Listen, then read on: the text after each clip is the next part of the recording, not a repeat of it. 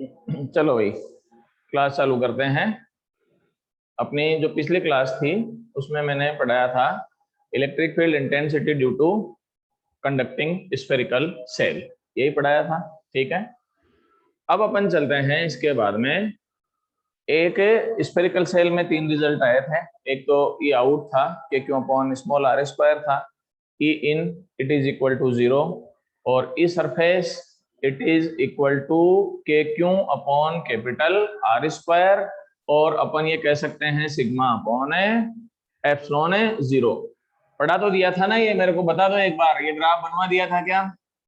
और अगर नहीं करवाया था तो फिर मैं भी करा देता हूँ। पढ़ा दिया था क्या पिछली क्लास में? यस और नो मैसेज कर दो भाई एक बार।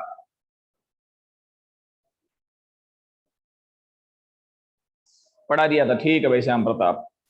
अब अपन चलते हैं, एक नोट है भाई,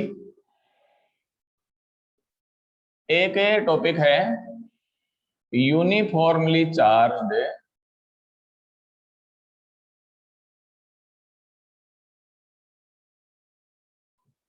spherical conductor.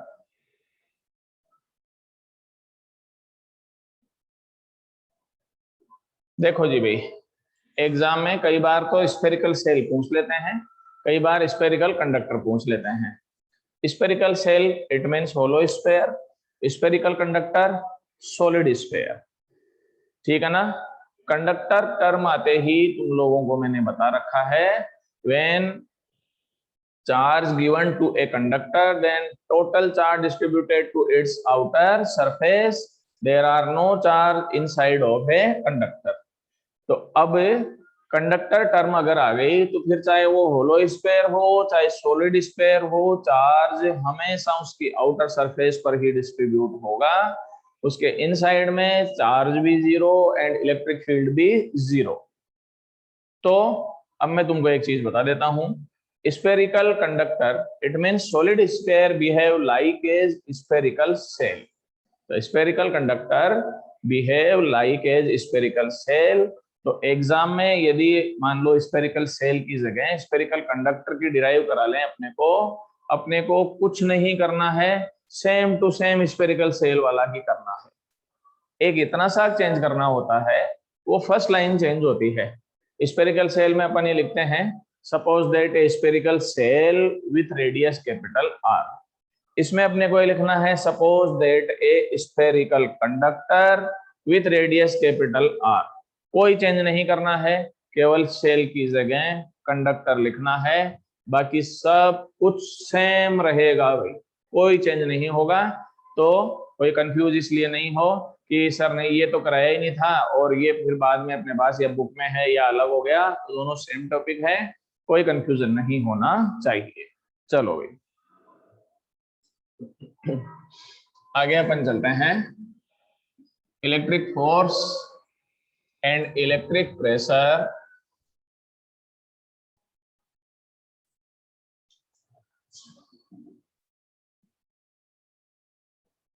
Force and electric pressure on charged uniformly charged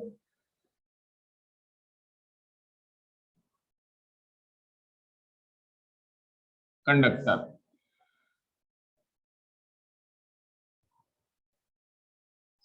हाँ भाई, electric force and electric pressure on uniformly charged conductor.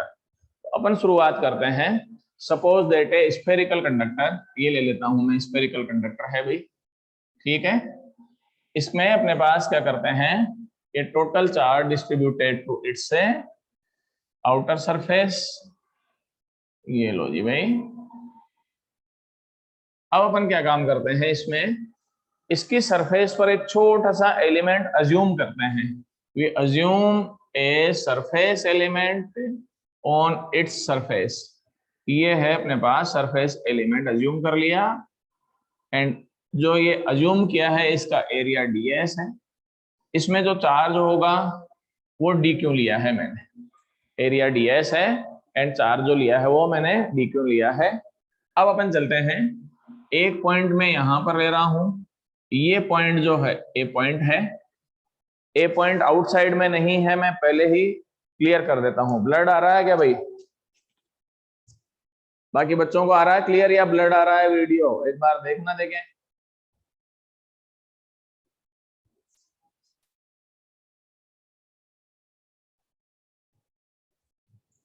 अब क्लियर हुआ क्या मोहित?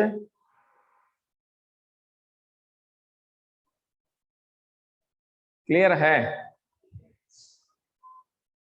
एक सेकेंड।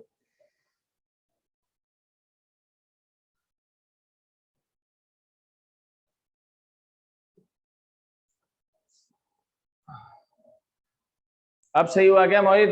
अब क्लियर है? चलें? चलो तो देखो, तो ये पॉइंट ए पॉइंट जो है वो इसके आउट में नहीं है, इसकी सरफेस पर है। वो तो मैं डायग्राम कॉम्प्लिकेटेड नहीं हो और पिछड़ पिछड़ नहीं हो, इसलिए अपने पास एकदम उसकी सरफेस पे नहीं बनाता हूं, थोड़ा सा आउटसाइड में बना दिया है मैंने इसको, ठीक है ना। तो ए पॉइंट है is a on a surface of A charge conductor. Clear है मामला? अब अपन चलते हैं, ये जो एलिमेंट अज्यूम किया है इस पर जो चार्ज डी क्यू है, तो उसका इलेक्ट्रिक फील्ड E2 है। E2 is electric field, electric field due to charge of surface element. देखो भाई, ये इस पर जितना भी चार्ज है उससे जो इलेक्ट्रिक फील्ड हुआ वो अपन ने कितना मान लिया? E2 मान लिया। अब ये दिव्या थोड़ा मोटा लिखेंगे, कोशिश करेंगे अपन। तो ये E2 मान लेते हैं। E2 is electric field due to charge of surface element. इसका जो है उसका इलेक्ट्रिक फील्ड E2 मान लिया। And E1 is a electric field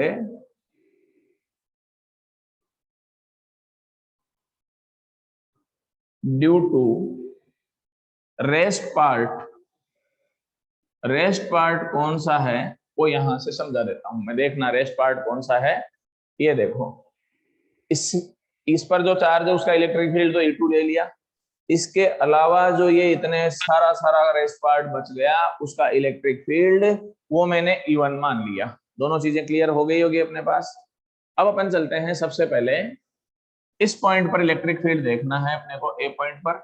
तो ड्यू टू चार्ज, ये देखो पॉइंट टू चार्ज, ये E2 की डायरेक्शन इधर आ जाएगी। आ गया समझ में? अब रेस्ट पार्ट का होगा वो भी आउटसाइड में होगा, तो ये रेस्ट पार्ट में जो होगा वो भी आउटसाइड में होगा। तो E1 हो गया कि नहीं हो गया?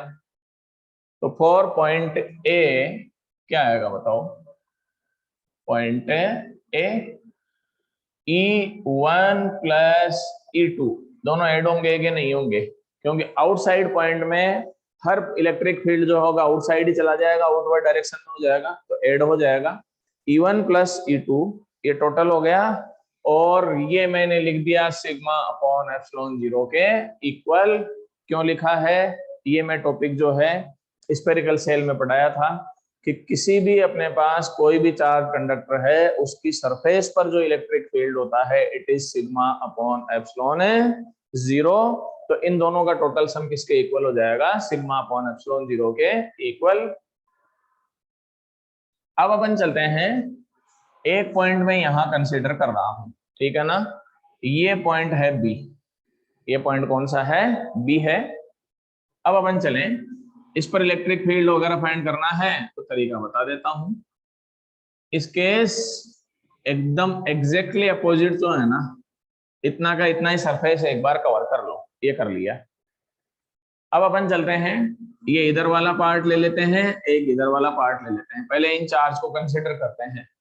तो देखना एक बार, यहां पर जो चार्ज है उसका इलेक्ट्रिक फील्ड बी पॉइंट के लिए इधर आएगा कि नहीं आएगा? चार्ज 2 पॉइंट हो जाएगा। यहाँ का इलेक्ट्रिक फील्ड ये भी चार्ज 2 पॉइंट होगा कि नहीं होगा? तो अगर तुम ढंग से देखोगे तो ये इससे कैंसिल हो गया। उसके बाद में चलो ऐसा कैसा है, एक पॉइंट यहां ले लो, एक पॉइंट यहां ले लो, इसका इधर, इसका इधर, ये इलेक्ट्रिक फील्ड ये इससे कैंसिल हो जाएगा। तो अगर यहाँ थोड़ा सा ध्यान दोगे तो ये वाला जो पार्ट है ना, अपर पार्ट, ये इस लोअर पार्ट से अपने पास कैंसिल आउट हो जाएगा। तो ये पार्ट और ये पार्ट तो हो गए कैंसिल। अब केवल दो पार्ट बचे हैं भाई। दो पार्ट कौन से बचे? एक तो ये वाला पार्ट बचा। ये वाला जो पार्ट बचा उसका इलेक्ट्रिक फील्ड मैंने क्या माना है? E2, याद रख लेना, E2 माना है। तो इसका इलेक्ट्रिक फील्ड इस पॉइंट के लिए तुम जानते हो चार्ज टू पॉइंट होगा।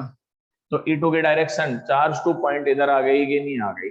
भाई इस पॉइंट पे फाइंड आउट करना है। ये चार्ज हो गया तो चार्ज टू पॉइंट आ गया, आगे नहीं आ गया? अब आ जाओ ये वाला, इसका इलेक्ट्रिक फील्ड इधर होगा कि नहीं होगा? ये E1 हो गया कि नहीं हो गया? क्यों? E2 जो हुआ वो तो इसके लिए एलिमेंट के लिए हो गया। ये जो बचा रेस्ट पार्ट वाला ही पार्ट बचा कि नहीं बचा? तो रेस्ट पार्ट का इलेक्ट्रिक फील्ड कितना आया था? E1। तो ये E1 हो जाएगा। E1 एंड E2 की डायरेक्शन क्या है यहां से? Opposite. E1 and E2 are in opposite direction, so that E1 minus E2 is equal to 0। 0 कैसे आया? मैंने पढ़ाया था, net electric field inside of a conductor is always equal to 0। तो ये 0। अब अपने पास चले, it is equation number second. By equation first and second add करें इनको। E1 plus E2 is equal to sigma upon epsilon है 0। And ये हो जाएगा E1 minus E2 is equal to 0। Then ये इससे कैंसिल आउट हो गया। 2E1 is equal to sigma upon epsilon है 0। देख लो भाई। देन E1 का वैल्यू कितना आ गया? यहां से अगर देखते हैं, E1 is equal to sigma upon 2 epsilon है। ये रेस्ट पार्ट का इलेक्ट्रिक फील्ड आ गया कि नहीं आ गया? तो अब एक चीज चलें, इसको तो अपन एक अलग मानते हुए चल रहे हैं और रेस्ट पार्ट को अलग मानते हुए चल रहे हैं। तो अपन ये कह सकते हैं कि ये छोटा सा एलिमेंट इस रेस्ट पार्ट के इलेक्ट्रिक फील्ड में रखा हुआ हो गया कि नहीं हो गया? या यूं मान लें, इसका जो इलेक्ट्रिक फील्ड है वो इसके जो चार्ज हैं उन पर इलेक्ट्रिक फोर्स मतलब रिपल्सन फोर्स अप्लाई करेगा कि नहीं करेगा? तो फिर अपन लिखें तो इलेक्ट्रिक फोर्स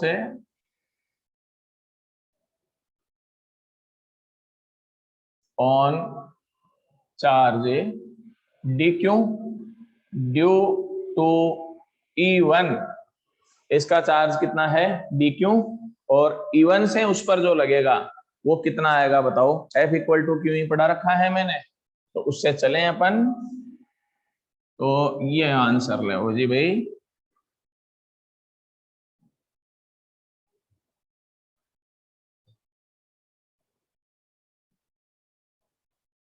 देखो अब आंसर आया F इक्वल टू क्यू ही, तो DF ले लें, ये DQ इंटू ये क्या हो जाएगा? E1 हो जाएगा। ठीक है, वैल्यू ऑफ DQ ये पढ़ा चुका हूं, सिग्मा DS ये रखें इसमें। DF is equal to sigma DS। Value of E1 ये रहा sigma upon 2 epsilon 0। Then we get a sigma upon 2 epsilon 0 and DF is equal to sigma square upon 2 epsilon 0 ds। ये electric force हो गया due to E1 on a surface element DS। अगर total force अपन find out करना चाहें तो कितना हो जाएगा? इंटीग्रेट करें, DF sigma square upon 2 epsilon 0 ये DS हो जाएगा। ठीक है, integration of DF is equal to F sigma square upon 2 epsilon 0 and ये लो जी भाई DS हो गया। आगे बात समझ में इसमें। अब अपन एक चीज चलते हैं, ये तो फोर्स हो गया, इलेक्ट्रिक प्रेशर कितना होगा वो चलें अपन। प्रेशर का formula force upon area, force in per unit area, it is electric pressure. तो DF बाई DS ये रहा, यहां से df का वैल्यू पुट करें इसमें, तो sigma square upon 2 epsilon 0 ds upon ds, ये इससे कैंसिल आउट हो जाएगा। Then p is equal to sigma square upon 2 epsilon 0। it is formula of electric pressure and direction of electric pressure and electric force for a charged conductor is outward and perpendicular to surface। मतलब यह है कि जो charge conductor है उसकी surface पर electric pressure और electric force जो प्रोड्यूस होगा उसकी डायरेक्शन परपेंडिकुलर टू सरफेस होगी एंड आउटवर्ड होगी। परपेंडिकुलर टू सरफेस मतलब प्लेन एंड आउटवर्ड डायरेक्शन में हो जाती है। क्लियर है मामला? चलो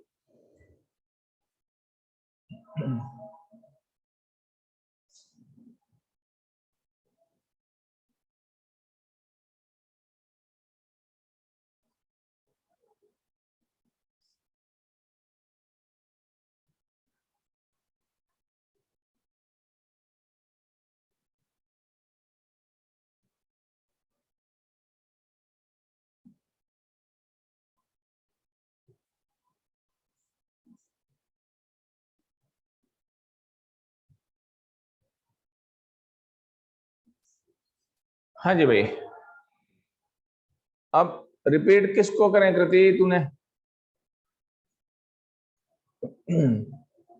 भाई वो लाइन तो रिपीट कर देता हूं कि electric pressure and electric force जो होगा उसकी direction perpendicular to surface and outward हो जाएगी। अब डायग्राम एक बार इरेज कर दिया अपन ने, तो थोड़े दिनों में स्कूल खुलने वाली है तो पहले वो एक बार उस समय एक्सप्लेन कर देंगे। ठीक है, अब सबसे पहले एक बात बता देता हूं, चैप्टर जो है भाई कंप्लीट हो चुका है। ठीक है, 2 दिन का टाइम हिंदी मीडियम वालों को भी दिया है, 2 दिन का टाइम तुमको भी दे रहा हूं। कल और परसों इन 2 दिन में इस चैप्टर के एग्जाम्पल, इसके न्यूमेरिकल्स, ठीक है ना, वो सोल्व करने हैं। ठीक है, कंप्लीट काम कर लेना है। 2 दिन के बाद में इसके जो भी डाउट होंगे, जो भी क्वेश्चंस नहीं आएंगे, मैं बोर्ड पे बता दूंगा, पर 2 दिन में ये काम कंप्लीट करोगे। दूसरी बात, जिन बच्चों ने अभी तक भी नोट्स नहीं बनाए हैं, एडिशनल वाले करने की कोई जरूरत नहीं होती है गजानंद, एडिशनल नहीं करने हैं अपने को। ठीक है, एडिशनल से पहले जो एक्सरसाइज होती है ना बस वही की जाती है, एडिशनल की जरूरत नहीं पड़ती है और उसमें से आते भी नहीं है, तो बस वो काम कंप्लीट करना है।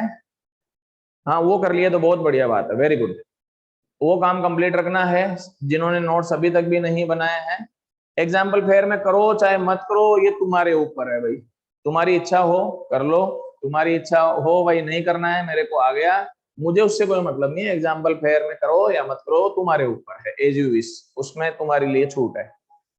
उसके बाद में है जिन बच्चों ने नोट्स अभी तक भी नहीं बनाए हैं, कुछ बच्चे ऐसे होंगे जो लाइव क्लास में नहीं है, बाद में यूट्यूब पर वीडियो देखते हैं, तो उनके लिए भी मैं बोल रहा हूँ नोट्स मेरे को कंप्लीट बना लेना।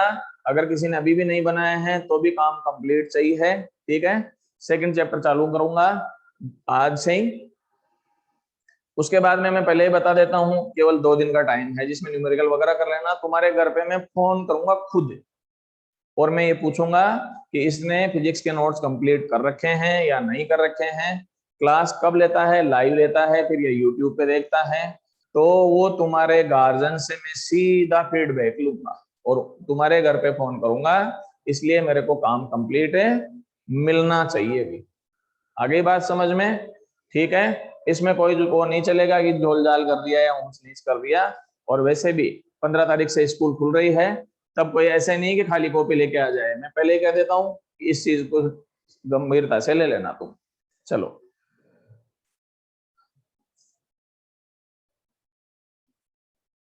चैप्टर तो वैसे शायद तुम्हारे चालू कर दिया था, इलेक्ट्रिक पोटेंशियल पढ़ा भी दिया था।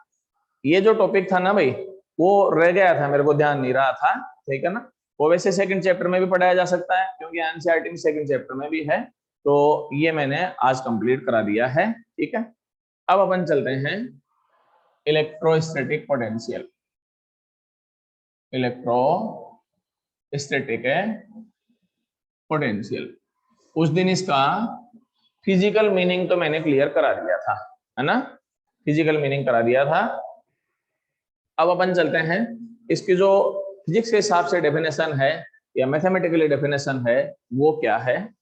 तुम लोगों ने 11th में जो ग्रेविटी वाला चैप्टर है उसमें ग्रेविटेशनल पोटेंशियल जो पढ़ा है ना, बस उसी को इलेक्ट्रिक पोटेंशियल में कन्वर्ट कर देते हैं।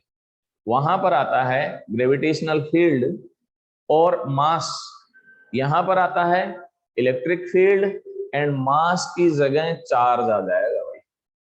ग्रेविटेशनल फील्ड की जगह इलेक्ट्रिक फील्ड हो जाएगा और मास की जगह चार्ज ले लेना है, बाकी सेम टू सेम चलता है। ठीक है, तो डेफिनेशन ऑफ इलेक्ट्रोस्टैटिक पोटेंशियल क्या है।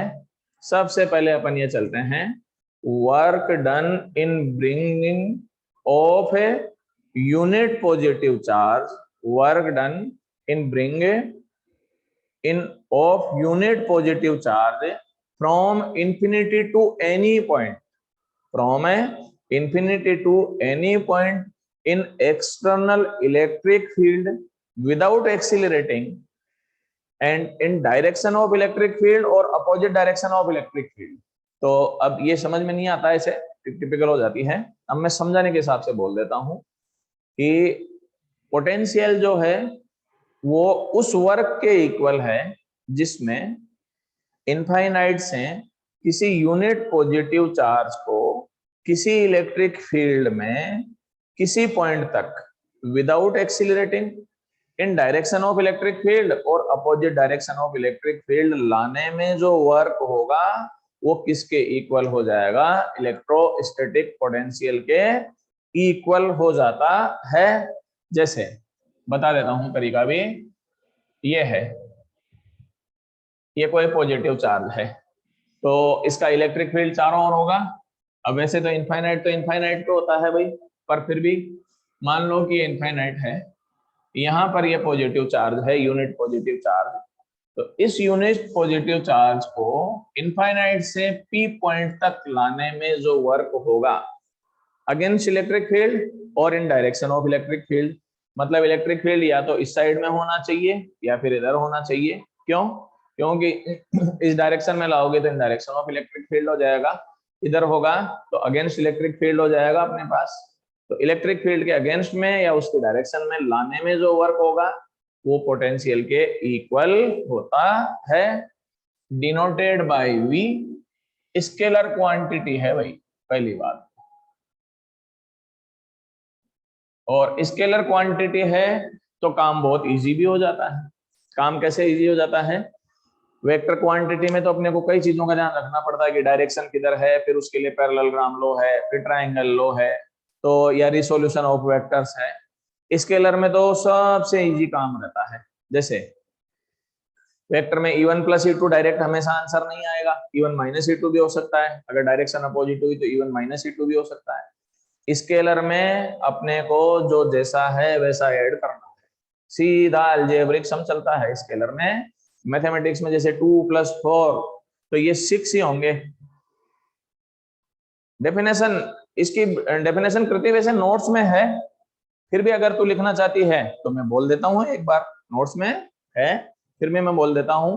Work done in bringing of unit positive charge, work done in bringing of unit positive charge from infinity to any point in direction of electric field or opposite direction of electric field without accelerating is equal to electric potential, is equal to electric potential, है ना। तो ये हो गया plus Q charge है। अब यहां से अपन चलते हैं, देखो भाई एक इसकी डेफिनेशन जो है ना 10th के बेस में भी चलती है भाई, 10th में भी आती है ये। उसमें सीधा ये आता है कि work done for a unit positive charge, work done for a unit positive charge is equal to electrostatic potential. तो पहले वही चलता हूं मैं, V इज इक्वल टू, वहां पर तुमको पढ़ाया जाता है W/Q, ये पढ़ाया जाता है, और यूनिट होता है जूल पर कूलम, जानते ही हो। ठीक है। एसआई यूनिट जो है इसका वो वोल्ट है। एक स्टेट वोल्ट भी चलता है भाई। स्टेट वोल्ट कब होगा? ये अर्ग में हो जाएगा और ये स्टेट कूलाम में हो जाएगा, तो ये स्टेट वोल्ट में आंसर आ जाता है। ये तो इसका एसआई यूनिट हो गया।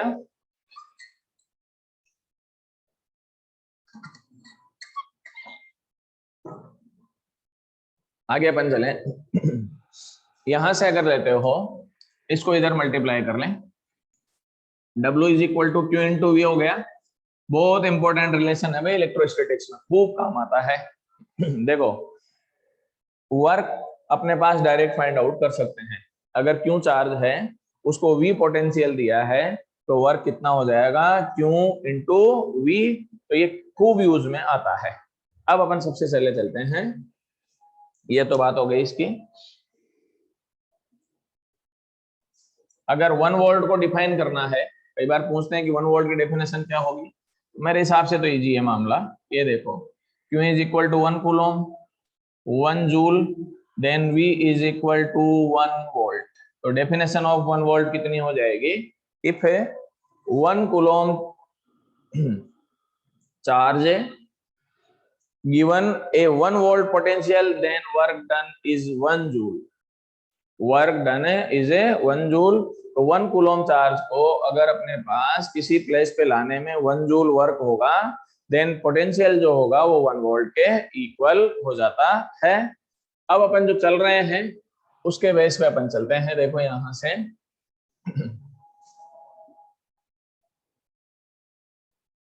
देखो जी भाई, सबसे पहले चलें स्मॉल वर्क। मान लो कि डी आर डिस्प्लेसमेंट अपन ने दे दिया, तो डी आर डिस्प्लेसमेंट दिया तो वर्क भी स्मॉल होगा। तो D W is equal to F dot D R. ये बेसिक चीज है जो तुम 11th में स्टडी कर चुके हो। F dot D R. ये नेगेटिव साइन में ले रहा हूं अब इसमें। ये नेगेटिव साइन मैंने लिया है। क्यों लिया है, रीजन बता देता हूं। नेगेटिव साइन शो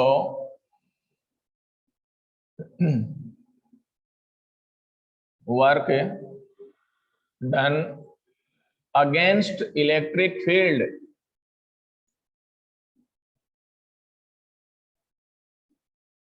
देखो भाई, negative sign show work done against electric field. Against electric field कैसे वर्क हुआ है, यहां से चलो। मैं ये पॉजिटिव चार्ज से लेके चल रहा हूं, कोई जरूरी नहीं है भाई यहां पर नेगेटिव ही लो, है ना। मैं वर्क अगेंस्ट इलेक्ट्रिक फील्ड कर रहा हूं इसलिए नेगेटिव लेके चल रहा हूं। अगर इन डायरेक्शन ऑफ इलेक्ट्रिक फील्ड लूंगा तो प्लस ले लेते हैं, पर मैं नेगेटिव इसलिए लेके चल रहा हूं क्योंकि अपन इलेक्ट्रिक फील्ड के अगेंस्ट में वर्क चल रहे हैं, तो फिर नेगेटिव लेना पड़ेगा। तो ये देखो भाई नेगेटिव लिया है।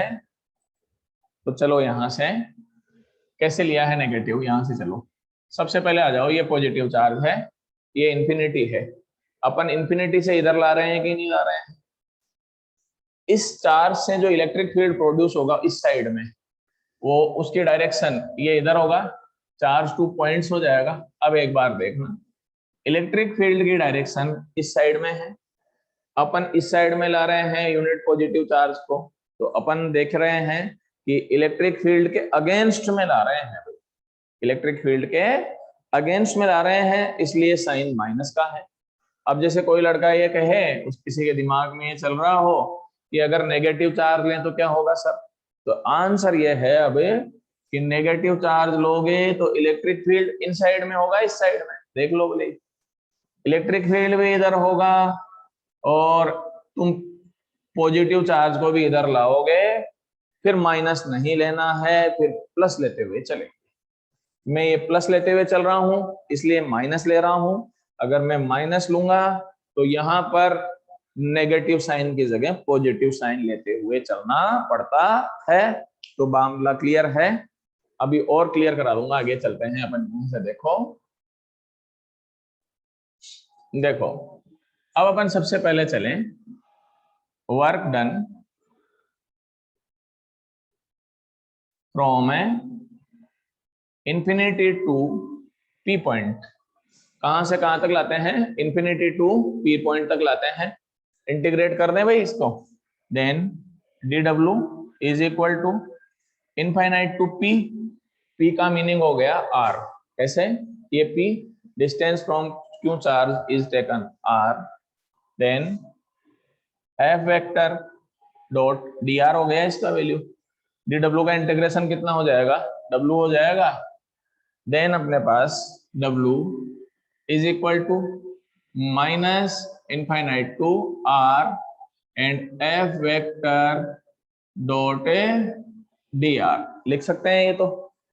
अब थोड़ी देर पहले ही ये मैंने बताया था और वैसे पहले भी बता चुका हूं, F vector is equal to ये होती है Q E, Q E, then क्या रहेगा, W is equal to infinite to R Q E vector dot D R vector. आ गया होगा समझ में यहां तक तो। इस क्यू को यहां ले आए, then W upon Q is equal to minus infinite to R and E vector dot D R. W upon Q it is electric potential, यही तो पढ़ाया है मैंने, then V is equal to minus infinite to R E vector dot dr। ये mathematical form of potential है भाई, potential के mathematical form है minus infinity to R and E dot dr।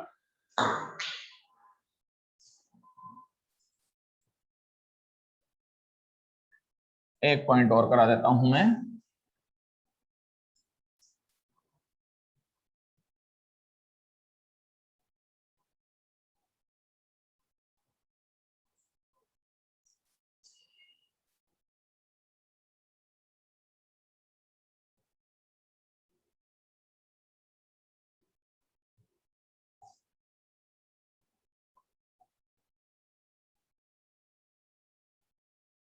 Electric potential due to point charge.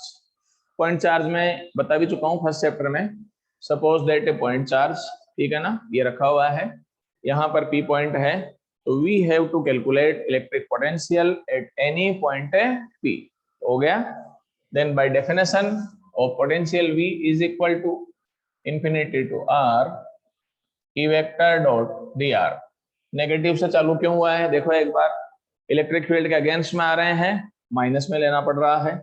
चलो तो ये पढ़ा चुका हूं मैं फर्स्ट चैप्टर में, K Q upon R square R cap, ये due to point charge, then V is equal to क्या आएगा, infinite to R K Q upon R square R cap dot D R. देखो भाई के Q यहां ले लें तो minus K Q infinite to are, ये टर्म जो है ना भाई डी आर के इक्वल हो जाती है डी आर अपॉन है R square, R cap dot D R जो है डी आर के इक्वल हो गई। क्यों होती है मैं बता भी देता हूं, देखना, ए वेक्टर डॉट बी वेक्टर, ए का मैग्नीट्यूड बी का मैग्नीट्यूड कोस थीटा, यहां से चलो आर कैप का मोड डी आर का मोड कोस जीरो, क्यों, ये और ये दोनों आर के फंक्शन है तो एक ही डायरेक्शन में होंगे, कोस जीरो का वैल्यू 1, यूनिट वेक्टर का मैग्नीट्यूड भी 1, तो ये देखो ये भी 1, ये डी आर हो गया, ये अपने पास 1 हो गया, आंसर आ गया डी आर। ऐसे डी आर किया है भाई मैंने। अब आ जाओ इसका इंटीग्रेशन, अभी तो बता देता हूं, बाद में याद रख लेना।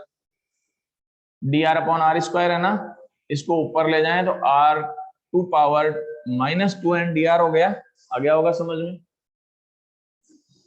अब इंटीग्रेशन का फॉर्मूला तुम जानते हो, x टू पावर n का इंटीग्रेशन होता है x to power minus D R, कब आ सकता है माइनस डी आर, तो कब आएगा, वो तो 180 के एंगल पर होगा तो माइनस में डी आर आ सकता है, अगर 180 के एंगल पे होगा तो माइनस में डी आर आ जाएगा, क्योंकि कोस 180 का वैल्यू -1 होता है। ये इसका इंटीग्रेशन तुम जानते हो x to power n plus 1 upon n plus 1 होता है।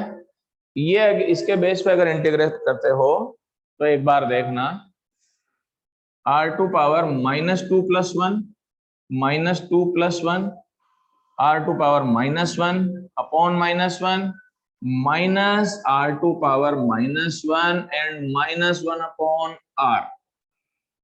ये देख लो, इसका इंटीग्रेशन समझ में आया कि नहीं आया? तो dr अपॉन r स्क्वायर का इंटीग्रेशन कितना हो गया?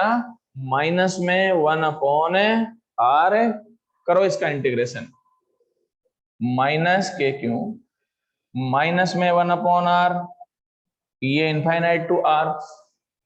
अब एक बार वैल्यू रख दो, बस आंसर आ गया भाई। v is equal to minus K Q,